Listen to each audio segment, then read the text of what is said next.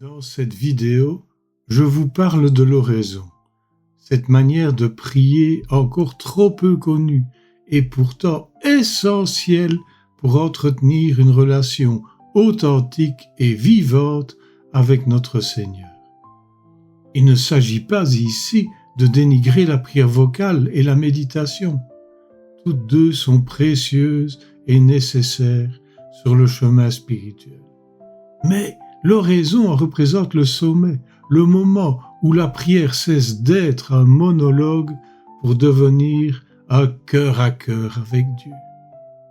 Thérèse de Lisieux, l'oraison n'est rien d'autre qu'un lien d'amitié profond et fécond où l'on s'entretient souvent seul à seul avec celui dont on se sait aimer.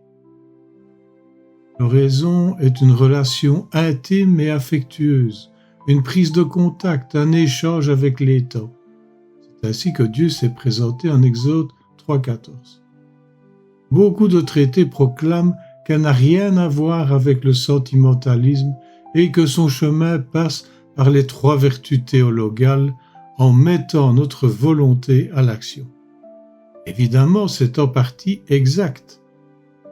La froideur de certains essais spirituels me surprend toujours, tant il semble ignorer que la foi est aussi une affaire d'émotion et de tendresse pour un homme et une femme normalement constitués.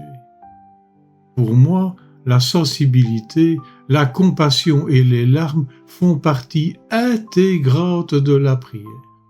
Elles sont l'expression vivante de l'amour de Dieu qui traverse l'âme. Le sentimentalisme, en effet, n'est pas seulement une disposition intérieure.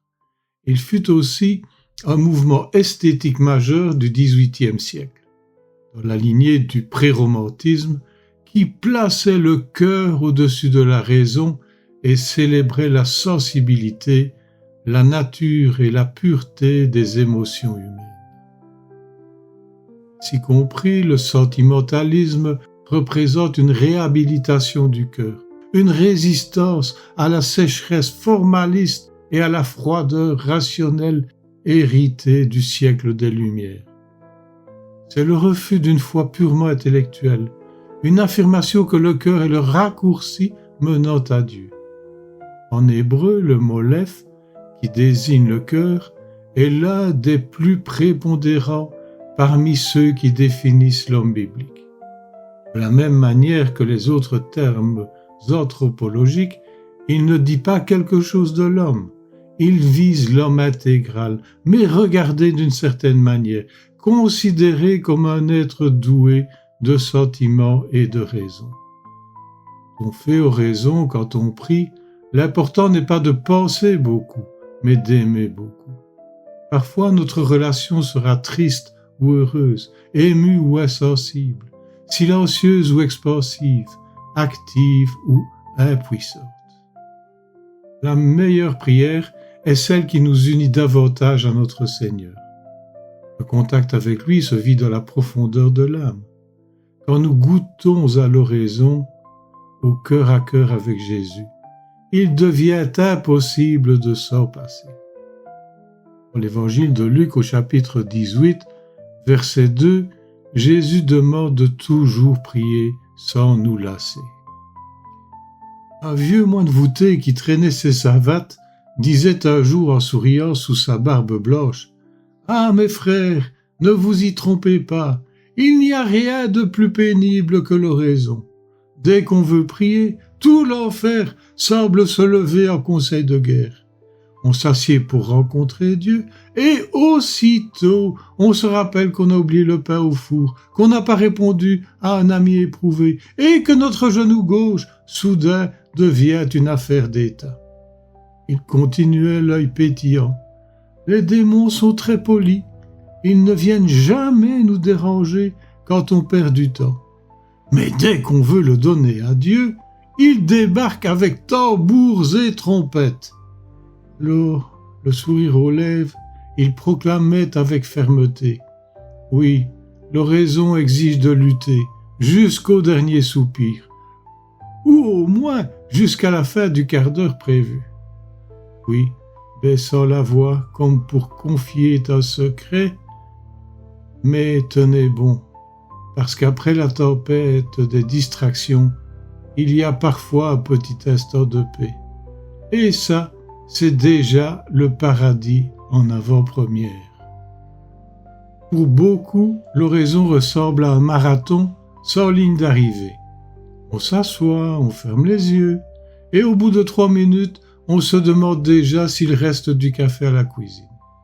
On ne sait pas trop quoi y faire, on s'ennuie un peu, et on finit par se dire que les saints devaient avoir un secret que nous, pauvres mortels, avons raté. La prière, comme le vin ou le fromage, s'affine avec le temps et surtout avec l'amour, celui qui fait fondre le cœur comme un cierge allumé trop près du radiateur. Notre manière de prier évolue à mesure que notre relation à Dieu mûrit.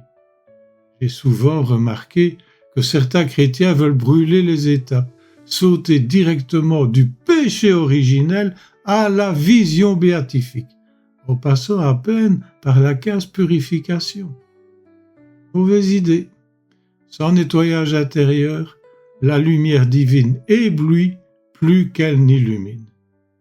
Ce serait comme contempler le soleil qui nous aveugle en plein midi sans lunettes. L'intention est belle, le résultat moins. À chacun son tempérament. Certains avancent avec méthode, d'autres avec ferveur.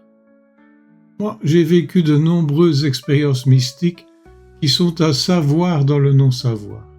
Autrement dit, la seule école où plus on apprend, moins on comprend, mais plus on aime. Maintenant, je vous propose de méditer silencieusement le texte qui suit. Laissez-le imprégner votre cœur.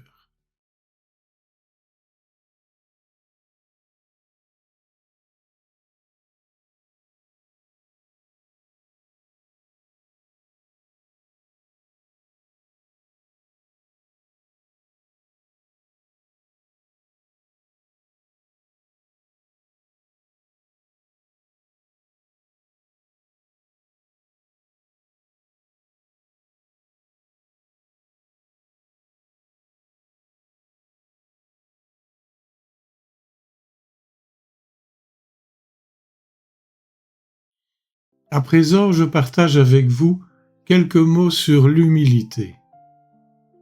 Je pense que Dieu déteste les orgueilleux. On dit que l'orgueil meurt 10 minutes après nous. Et chez certains, il faut prévoir un service funéraire séparé. L'ego refuse de descendre dans la tombe avant d'avoir fait son dernier discours. L'humilité consiste d'abord à nous estimer à notre juste valeur. Elle est inhérente de la vérité, car elle naît du regard lucide que nous portons sur nous-mêmes, spécialement lorsque nous nous tenons en présence de notre Dieu. Nous percevons avec plus de force notre faiblesse et notre petitesse. Voilà pourquoi les saints se reconnaissent toujours misérables, non par manque de confiance, mais parce qu'ils mesurent la distance infinie entre l'infinie grandeur divine et leur propre et terrible pauvreté. Dans le Magnificat, la Vierge Marie proclame que le Seigneur a regardé l'humilité de sa servante. Toutes les générations la diront bienheureuse pour cette raison. Cette humilité ne l'a pas paralysée, au contraire, elle a laissé Dieu accomplir en elle son œuvre. Ainsi, la véritable humilité n'éteint pas l'action, elle la purifie. Elle nous conduit à agir selon la volonté de Dieu, en mettant nos talents au service de son dessein, sans vanité ni découragement.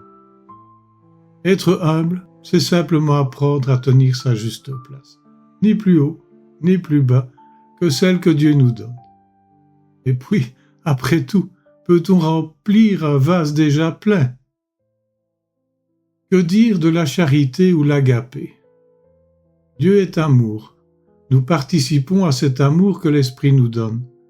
L'agapé n'est pas un amour qui désire, mais un amour qui donne, qui se donne jusqu'au sacrifice. Cet amour suprême implique notre volonté. Nous la recevons du Père par le Fils. C'est le don de sagesse qui nous rend capables d'aimer Dieu, les autres et nous-mêmes. L'expression agapé ne s'identifie jamais avec Eros, l'élan passionnel, storge, la tendresse spontanée, philia, l'amour réciproque. On ne doit pas les confondre. Le détachement, c'est l'attachement désordonné aux créatures qui provoque essentiellement la captivité de l'âme. L'être des créatures est peu en comparaison de l'être infini de Dieu. Toute la beauté, la grâce, la gentillesse des êtres est d'une extrême difformité par rapport aux qualités de Dieu. L'âme captive est toujours anxieuse et insatisfaite, car elle recherche la créature en oubliant peu à peu le Créateur. Captive de ses appétits, de ses passions, tendances, de ses désirs, elle devient très affaiblie, souillée, tourmentée et fatiguée. Elle ressemble à un assoiffé qui, pour calmer sa soif, ouvre sa bouche au vent. Il se dessèche encore davantage. En théologie mystique, on proclame facilement « Être vide de toutes les créatures, c'est s'ouvrir à Dieu. Et s'ouvrir à toutes les créatures, c'est être vide de Dieu. » Plus rapidement l'homme fuit les créatures, plus le Créateur accourt vers lui. Notre Seigneur comble d'une affection particulière ceux qui lui consacrent en vérité entièrement leur vie, ce qui est normal. Les personnes vivant en couple sont appelées à recevoir et à donner l'amour à travers leur conjoint. Cet amour n'est pas seulement humain, il devient un lieu de rencontre avec Dieu lui-même, car Dieu habite en l'autre.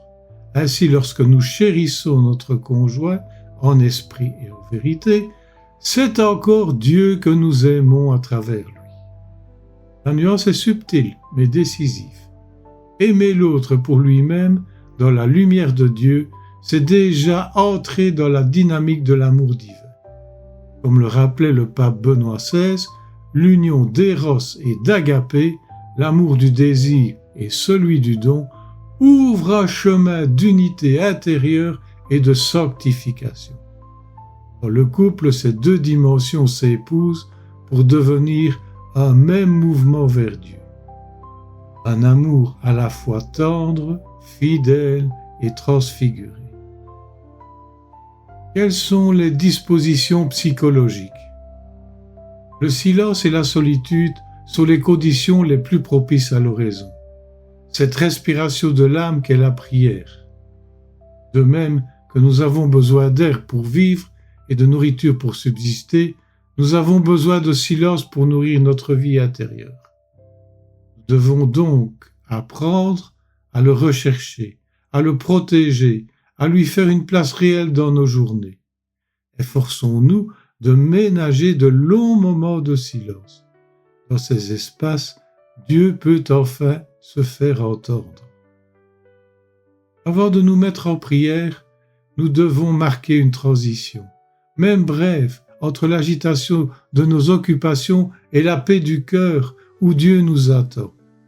Ce passage, même discret, dispose notre esprit à l'écoute et notre cœur à la rencontre. Une retraite spirituelle chaque année offre un souffle nouveau à la vie intérieure. Elle permet de se recentrer, de reprendre contact avec l'essentiel. Parmi les plus fécondes, je recommande vivement les exercices spirituels de saint Ignace de Loyola. Un véritable trésor de sagesse chrétienne, un classique indémodable de la vie spirituelle où l'on apprend à discerner, à écouter et à aimer davantage. Encore faut-il trouver un guide averti. Je vous laisse méditer ce texte silencieusement.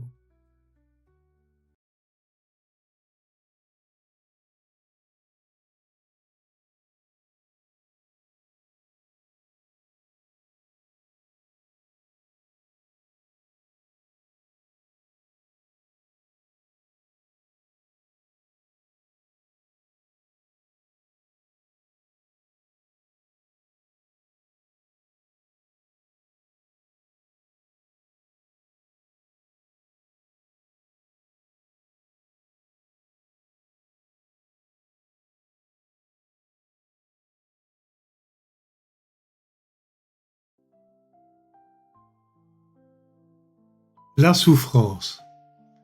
Quiconque ne porte pas sa croix pour me suivre n'est pas digne de moi. Matthieu chapitre 10, verset 38. La souffrance, des paroles terribles, imbuvables pour ceux qui la vivent, pour ceux qui la connaissent, pour ceux qu'elle broie. Dans le christianisme, on ne laisse pas de place pour le dolorisme ou l'amour de la souffrance pour elle-même. La vie théologale doit donner à la croix toute sa valeur et sa portée surnaturelle. Le premier pas, paradoxalement, est d'arrêter de la nier. Notre société contemporaine entretient une phobie de la douleur. On cherche à la masquer, à la remplir de distractions, de consommation ou d'activisme. Mais plus on fuit la souffrance, plus elle nous rattrape, souvent sous des formes détournées. Anxiété, agitation, vide intérieur. Carl Jung écrivait « Ce à quoi tu résistes persiste, ce que tu acceptes se transforme. » Accueillir sa souffrance, c'est lui permettre d'exister dans la conscience, sans qu'elle devienne toute notre identité. C'est la contempler, la nommer, lui donner droit de cité en nous, sans la juger. Facile à dire. Les effets de la prière de l'oraison. Elle est un moyen de perfection, elle soutient nos résolutions généreuses. Elle dilate notre cœur, dirige et anime la charité et les autres vertus. Sans la prière, nous paralysons notre âme. Elle est l'exercice par excellence de la vie spirituelle. L'ascèse guidée par l'oraison détruira tout ce qui gêne une intimité plus grande avec Dieu.